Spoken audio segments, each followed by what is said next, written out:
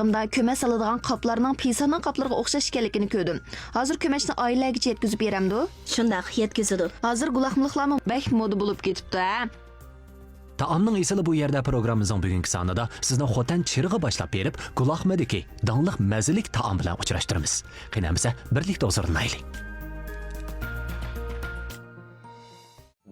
Bu Mariyaning boshchiligida biz Guloqma bozoridagi 30 yillik tarixga ega Jalil Guloqma Kömeş podshohi oshxonasiga keldik. 30 yilga yaqin vaqt sarf qilib borliq kelgan eng zamonaviy kömeşda zodi qandoq alayda lazzat bordi. Biz qiziqish ilkida bu oshxonaga kirib keldik. Hozir ko'z oldimda bir ustal nozimatlar hozir bo'pti. Nima degan mol? Biz kömeş makoniga kelgandan keyin avval kömeşga eg'iz tegishimiz kerak.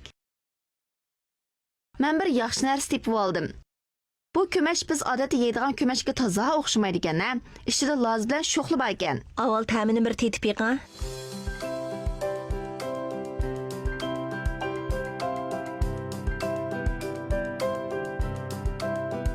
Bu kömeşning ta'mi ilgirkiga o'xshamaydi ekan. Chunki buning qiymasi loz bilan sho'xli bor ekan.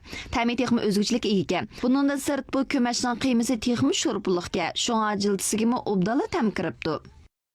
Shundaq. Sirti toza churikka, ichi bo'lsa sho'rpiliq bo'lib, haqiqatan somisining bo'si degan nomga loyiq ekan. Rosti shundaqka. Albatta. Hay, nima uchun bu kömeşning qiymasi bizga ibtidoiy kömeşning qiymasiga o'xshash piyoz bilan go'shtli emas, nima uchun loz bilan sho'xlik qo'shidi? Jamiyatning taraqqiy qilishiga ergishib, biz xiyardorlarning talabiga asosan ozroq o'zgartish elib bordik.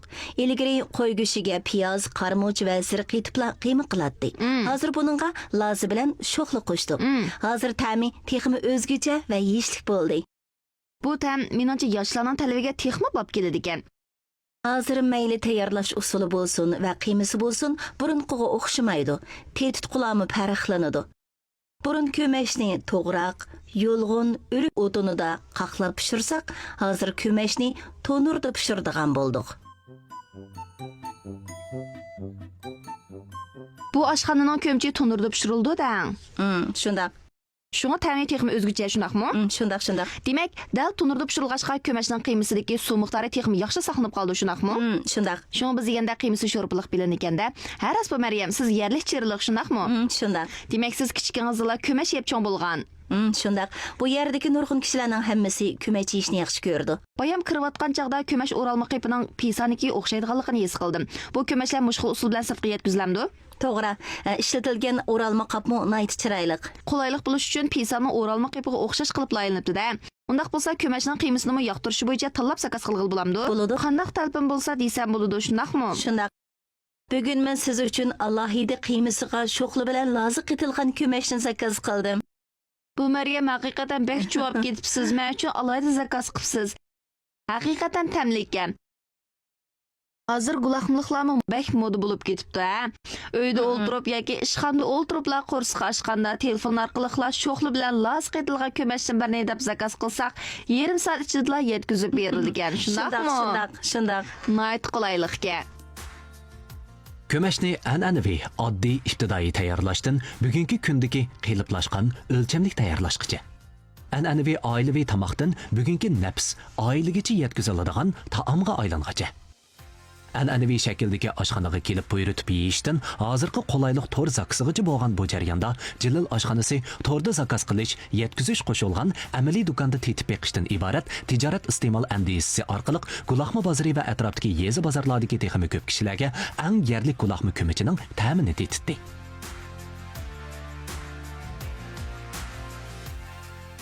Bizning yana bir alohida kömichimiz bor. Ya'ni kaptar go'shi qiymaliq alohida kömichimiz bor. Bu kaptarlarni dehqonlar o'zi boqqan yerlik kaptarlar.